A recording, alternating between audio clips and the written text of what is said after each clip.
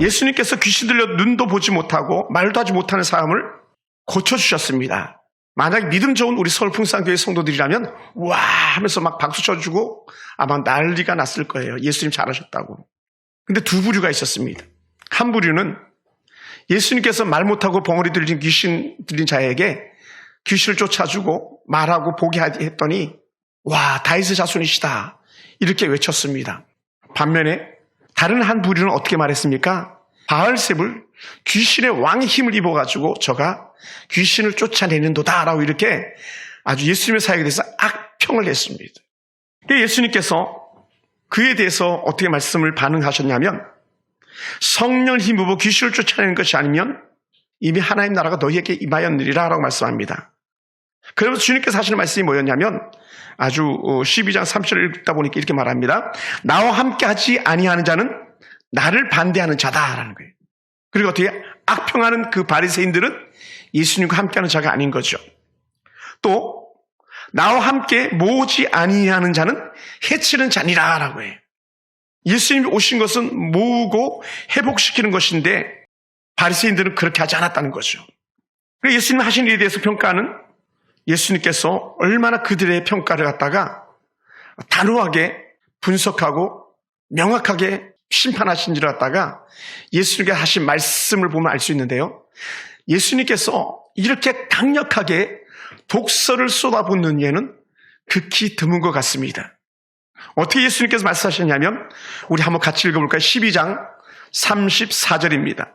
12장 34절 같이 한번 보시죠. 시작. 독사의 자식들아 너희는 악하니 어떻게 선한 말을 할 수 있느냐? 이른 마음에 가득한 것을 입으로 말함이니라. 그 독사의 자식들아 너희가 악하니 당연히 악한 말을 하는 거지 이렇게 말씀해요. 그러면서 35절에 사람이 그 쌓은 선에서 선한 것을 냈고 악한 사람은 그 쌓은 것에서 악한 것을 내느니라 말해. 그러니까 이 바리새인들이 쌓은 것은 뭐냐면 악이었고 그래서 결국 그들에게 나오는 것은 악밖에 없다는 거예요.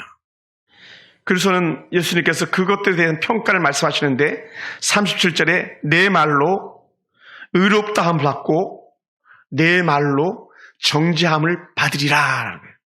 그러니까 평가의 기준이 뭐냐? 언제든지 말이다라는 거, 말. 한번 따라해볼까요? 말이 곧 평가입니다. 말 잘해야 되죠. 전문맥에 보면은 귀신 들린 사람이 나와서 힘에 겨웠습니다. 보지도 못하죠. 말도 못하죠. 귀신이 얼마나 악합니까? 사단의 세력이 얼마나 흉폭합니까? 죽이고 멸망시키는 것이 그들의 모양이기 때문에요. 그러다 보니까요. 귀신 들린 사람은요. 뭐가 없습니까? 삶 자체가 없는 거예요. 삶. 보지도 못하고 말하지도 못하고 그런 삶을 사는 것입니다. 완전히 파괴된 그런 삶인 것이죠. 여러분 사람이 살아가는 데에 가장 필수인 것이 있다면 우리 눈이 1000근 중에 900근이라고 했던 것처럼 보는 것 아니겠습니까? 보고 듣고 말해야 되는데 그 두 가지가 안 된다는 것은요. 거의 사형선고 같은 그런 지경이었을 거예요. 그런 사람을 고쳐주고 살려주시는데 사람들의 마음이 얼마나 완악하고 강박하냐면 그것을 반대하고 고치지 못하게 하고 살리지 못하게 하고 여전히 죽이는 데에 내모는 그런 완악하고 강박한 사람들의 마음을 우리가 예수님의 사역을 통해서 볼 수 있습니다. 어떤 사람은 그 사람을 살리기 위해서 예수님 앞으로 끌고 나오는데 어떤 사람은 그런 사람들이 나오지 못하도록 철벽 방어를 치는 그런 사람들도 있더라는 것이죠. 예수님은 언제든지 이런 사람들 때문에 오신 것이죠. 오늘 우리처럼 사실은 사지가 멀쩡하고 할 수 있는 거 다 할 수 있는 그런 사람들 때문에 오신 것만은 결코 아닌 것을 여러분 아시기 바랍니다. 물론 우리도 온전한 사람이 아닙니다만은 그러다 보니 예수님에 대한 사역의 평가는 두 부류로 나눌 수밖에 없어요. 왜냐하면 예수님을 기대하고 기다리던 무리들 반면에 시기와 악독으로 가득해서 예수님 오신 것을 저주하고 비방하고 그 가운데서 끊으려고 하는 완악한 사단의 무리들이 있었던 것이죠. 그들이 바로 바리새인들입니다. 서기관입니다. 때로는 대제사장들입니다. 때로는요 믿음이 좋다고 하는 어떤 사람들인 것이죠.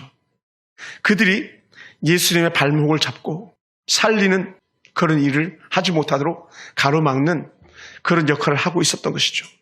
그러다 보니 예수님께서 그들의 악함에 대해서 말씀하시지 않을 수가 없었던 것이죠. 그들이 예수님께서 귀신의 힘을 입어서 저자를 고쳤다 했을 때에 예수님 한마디 툭 던지셨던 말씀이 12장 25절에 이렇게 표현했습니다. 스스로 분쟁하는 나라마다 황폐해질 것이고 스스로 분쟁하는 동네나 집마다 서지 못할 것이다. 만약에 귀신이 귀신을 쫓아낸다면 그건 귀신이 아닌 거지. 귀신은 자기들보다 더 크기를 원하는데 예수님께서 귀신을 쫓아내는 것이 오신 목적이었다는 거죠.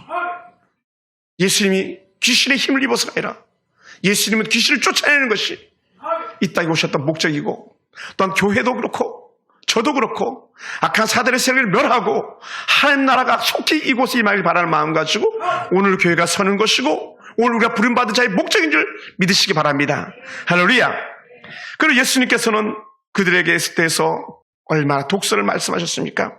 이 독사의 자식들아, 너희는 악하니 어떻게 선한 말을 할 수 있느냐?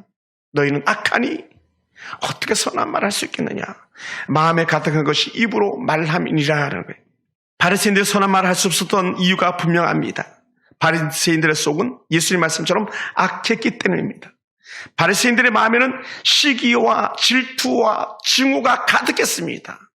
시기와 질투와 증오가 가득한 거예요.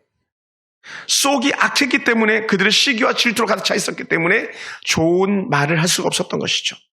예수님 처음부터 끝까지 마음에 들지 않았습니다. 그들은. 예수님께서는 이런 마음을 아시고 그들이 악하다고 그렇게 단언하셨습니다. 그러면서 하셨던 말씀이 뭡니까? 두 부를 향해서 같이 말씀하세요. 한 부를 향해서는 너희가 선하니 의롭다함을 받고 너희는 악하니 정죄함을 받을 것이다. 저는 이걸 말의 평가다라고 그렇게 말하고 싶어요. 그럼 우리는 어떻게 말할 것이냐? 어떻게 살아야 될 것이냐? 그래서 우리는 어떻게 해야 될 것이냐? 한번 질문해 보게 됩니다. 지금 내 마음에 담고 있는 게 뭐냐는 거예요. 여러분 속에는 지금 무엇을 담고 있습니까? 만약에 선한 것을 여러분이 담고 계시다면 여러분의 모든 말과 모든 행실은 계속적으로 어떻게 돼요? 선한 열매들이 맺게 될 것입니다. 반면에 예수님께 바리새인들 지적했던 것처럼 여전히 꼬부라진 마음, 삐뚤어진 생각 속에 사로잡혀 있다면 그 사람들의 모든 것은요, 삶의 현장에서 때로는 가정과 직장에서 때로는 교회에서도 여전히 꼬부라진 생각과 꼬부라진 마음을 가지고 모든 것을 바라보고 생각할 수밖에 없을 것입니다. 그리고 어떻게 됩니까? 그런 생각이 그들을 주장하다 보니까 어떻게 돼요? 예수님을 낭떠러지로 밀쳐 떨어뜨려 죽이려고 하기도 하고 공사장에 밀쳐서 죽이려고 하고 마침내는 예수를 십자가에까지 달아서 죽이고야만은 그런 그 작은 시작이 점점 악으로 커져간 것을 우리는 얼마든지 성경을 통해서 볼 수 있습니다. 바른 마음을 품은 사람이 되길 원합니다. 바른 생각을 담은 사람들이 되길 원합니다. 옛날 우리 속담에 콩 심도 콩 단고 팥 심도 팥 난다고 했는데 종과 득과 종두득두가 오늘 여전히 우리의 말 속에서도 이루어지는 줄로 믿습니다. 사람이 그 심은 대로 거두고 뿌는 대로 거두는 것이 영적 이치임을 우리는 이미 깨닫게 됩니다. 그래서 야고보는요, 이 말에 대해서 너무나도 우리에게 분명하게 방향을 제시해 주는 이렇게 표현했습니다. 야고보서 3장 11절부터 12절 보다 보니까요, 샘이 한 구멍에서 어찌 단물과 쓴물을 내겠느냐라는 거예요. 내 형제들아 어찌 무화과나무가 감람나무 열매를 맺겠느냐, 또 포도나무가 어떻게 무화과나무 열매를 맺겠느냐, 이와 같이 짠물이 단물을 내지 못하느니라 했어요. 우리의 마음이 선하면요, 선한 말을 하고 우리의 마음이 악하면 악한 말을 하게 되어 있습니다.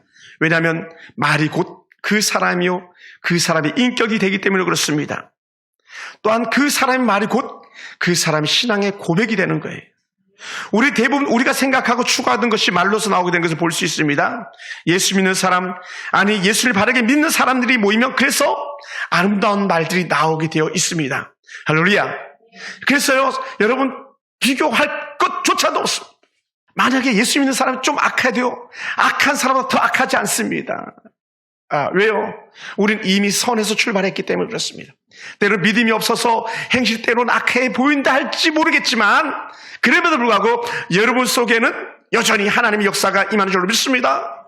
우리 속에 성령님이 역사하셔서 그것을 절제케 하고 하는 능력이 있음을 믿습니다. 할렐루야.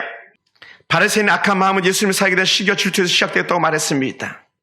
오늘 우리들의 마음도 한번 돌아보시기 바랍니다. 만약에 우리 마음에 악한 생각을 품고 있다면 그것은 미움과 다툼과 시기와 질투를 품고 있는 것입니다. 우리의 속을 먼저 정결하게 할 수 있게 바랍니다. 사단은 우리의 마음을 빼앗아가려 노력하지만 성령 우리 마음을 지키려고 노력하시는 분입니다. 우리는 칭찬과 격려를 하기를 원하지만 사단은 우리 입에서 칭찬과 격려가 아닌 저주와 탄시 나가기를 원하는 악한 마음을 우리들 가운데 집어넣으려고 합니다. 그러다 보니까 어떻게 해야 되겠습니까? 하나님, 우리 가운데 우리가 선한 말로 온전히 살기 위해서는 하나님 내게 능력이 필요합니다 라는 거예요. 내 힘으로 안 됩니다. 내게 능력을 주시옵소서라고 해야 돼요. 할렐루야. 여러분, 우리가요 능력을 받아야 됩니다. 하나님 은혜가 임해야 됩니다. 그래야 우리가 선한 말 할 수 있습니다. 착한 말 할 수 있습니다. 의의 길을 걸어갈 수 있습니다. 그것이 어떻게 가능한가? 그것은 바로 한 가지 힘, 한 가지 능력인데, 우리가 칭찬과 격려할 수 있는 사람들에게서 반드시 따라가야 될 것이 있다면 그것은 성령 충만한 삶입니다. 할렐루야. 따라해보시다. 성령 충만하면 성령으로 말합니다. 왜냐하면 성령으로 행한다고 했기 때문에 그렇습니다. 그래서 예수님께서도요, 이 바리새인들이 향해서 콕 찍어서 하는 말씀이 뭐였냐면, 누구든지 말로 성령을 거역하면 이 세상과 오늘 세상에서 사실을 얻지 못할 것이다. 너희들이 말이 아니라 너희들이 하나님의 사역을 거스르고 있다라고 이렇게 말하는 거예요. 성령을 해방하고 있구나, 하나님의 사역을 가로막고 있구나, 이렇게 말씀하고 싶었던 것이죠. 그래서 요한복음 14장에서는 성령에 대해서 우리에게 좀 더 분명하게 가르쳐 주시는데, 뭐라고 요한복음 14장에서 말씀하셨냐면 이렇게 말씀합니다. 요한복음 14장 26절에서 보혜사 곧 아버지께서 내 이름으로 오실 성령, 그가 너희에게 모든 걸 가르치고, 뭐라고요? 티칭, 가르치시는 성령님이. 아멘. 여러분, 모르면 배워야죠. 성령 우리에게 지도해 주신다는 거예요. 가르쳐 주신다. 또 뭐라고요? 성령 우리에게 말할 것을 생각나게 하신다. 이렇게 표현합니다. 내가 너에게 말한 모든 것을 생각나게 할 것이다. 생각나게. 할렐루야. 성령이 우리를 가르치고 생각나게 하셔서 누구처럼 예수님처럼 살아가도록 만드시는 그런 강력한 힘이 있음을 믿으시기 바랍니다. 우리가 성령 하나님을 인정하고 그분의 인도하심을 따르면 우리 속에서 일어나는 무엇이냐면 성령의 충만한 은혜, 성령의 열매를 맺게 될 수밖에 없어요. 성령은요, 좋은 분위기에 좋은 마음들이 자라가도록 하는 힘이 있습니다. 할렐루야. 그래서요, 우리 성령 충만이 필요한 거예요. 좋은 마음 품고 살 때 밖으로는 좋은 일들이 나타나게 되어 있기 때문에 그렇습니다. 말이 내일에 대한 꿈과 소망을 안겨줍니다. 말은 마음에 상처를 남깁니다. 어떤 말이 가장 큰 상처를 남을까요? 말은 우리를 행복하게 하기도 하지만 말은 상처를 남기기도 합니다. 너는 어떻게 제대로 하는 게 아무것도 없냐라고 하는 그런 부모들의 잘못된 질책들이 아이들의 마음에 상처가 되죠. 또 어떤 사람들이 이렇게 말하기도 합니다. 너는 도대체 잘하는 게 아무것도 없네, 이렇게 말하기도 합니다. 왜 잘하는 게 없겠습니까? 우리가 찾지 못해서 그렇죠. 상처를 준 사람은요, 사실은 금방 잊어버린답니다. 그런데요, 상처를 받은 사람들은요, 두고두고 잊지 못하는 예들이 얼마든지 있습니다. 말은요, 사라지는 것 같지만 가슴에 남아 있습니다. 어떤 말은 상처로 남고 어떤 말은 위로와 격려로 남습니다. 글만 남는 것이 아니라, 영상만 남는 것이 아니라 속에 남아있는 말이 불쑥불쑥 그 형체를 드러내면서 튀어나올 때가 있는데, 그것은 사라지지 않는 각인으로 남습니다. 늘 말에 급했던 사람인데, 예수님의 사도 중에 베드로는 늘 말에 급했던 사람입니다. 그랬던 베드로가 인생을 살아보니까 그게 아니더라는 거예요. 그래서 베드로가 하는 말씀이 있었는데 뭐냐면, 베드로전서 4장 11절에 보면 이렇게 말합니다. 누가 말하려면 하나님의 말씀을 하시는 것 같이 하라는 거예요. 또 누가 봉사하려면 하나님이 공급하시는 힘으로 하는 것 같이 하라는 거예요. 할렐루야. 뭐라고요? 하나님이 하시는 것처럼, 하나님께서 말씀하시는 것처럼 하라는 거예요. 우리는 말하는 사람의 좋은 감정과 나쁜 감정을 금방 파악할 수 있습니다. 때로는요, 말 안 해도 감정이 전달이 되잖아요. 때로는 침묵도 대화가 되거든요. 그러다 보니까 어떻게 돼요? 좋은 말을 하려고 하다 보니까, 좋은 일을 행하려고 하다 보니까 성령으로 충만한 방법 외에는 답이 없음을 저는 발견했습니다. 그래서 우리는 항상 주의 말씀으로 충만해야 됩니다. 할렐루야. 그래서 우리 성령 충만함과 말씀을 충만해서 성령으로 말씀의 뜻을 깨닫고 성령 안에서 말씀을 중심으로 해서 생각하고 말할 수 있게 되기 원합니다. 할렐루야.